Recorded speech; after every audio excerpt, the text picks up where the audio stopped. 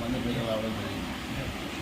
ముఖ్యంగా ఇది 2 రోజుల క్రితం ఎంఆర్ఐ తరఫున నెల్లూరులో విదేశాల కోసం ఆదాల ప్రభాకర్ విధంగా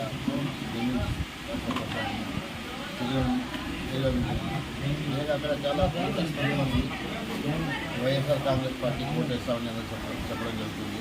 ఇక్కడ ఎందుకంటే వాళ్ళకు పథకాలు ఏదో ఉన్నాయో నవరత్నాలు ఏదో అందుతున్నాయమ్మా, తప్పకుండా మేము మళ్ళా వైఎస్ఆర్సీపీ ఓటేస్తాం.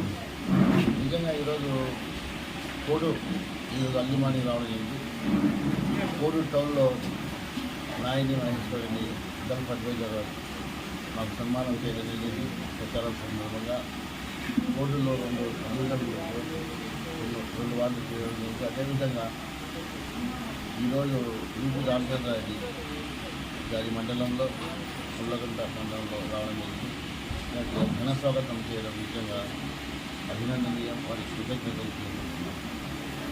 వైఎస్ జగన్మోహన్ రెడ్డి గారు ముఖ్యమంత్రి కావాల్సిన అవసరం ప్రజలకు ఉంది, వారికి లేదు. ఎందుకంటే ప్రపంచంలో ఎక్కడ కూడా భారతదేశంలో ముఖ్యంగా ఏ దేశంలో లేని సంక్షేమ పథకాలు మన రాష్ట్రంలో ఉంటాయి. ఒకసారి మనం కరోనా సమయం గురించి ఆలోచన చేస్తే అన్ని దేశాలు ప్రపంచమే అతలాకుతలమైంది. అటువంటి సమయంలో మా ఎన్ఆర్ఐలు ప్రత్యేకంగా చర్య తీసుకొని ఒక హెల్ప్ లైన్ పెట్టి సుమారు ఫ్లైట్లో కూడా మాకు అప్రూవ్లో చేసే విధంగా ఏపీఎన్ఆర్సీ ద్వారా మాకు ఏపీఎన్ఆర్సీ కన్వీనర్ గారు కానీ ఏ వ్యక్తితో మాట్లాడినా కూడా ఎవరితో మాట్లాడినా కూడా ఖచ్చితంగా మేము జగన్ సార్గా ఓటేస్తాము, జగన్ సార్ని మేము గెలిపిస్తామని చెప్పి ప్రతి ఒక్క వ్యక్తి మాకు తెలియని పాయింట్లు కూడా వాళ్ళే చెప్తారు. ఈసారి మాకు ఈ విధంగా మేము జరిగింది.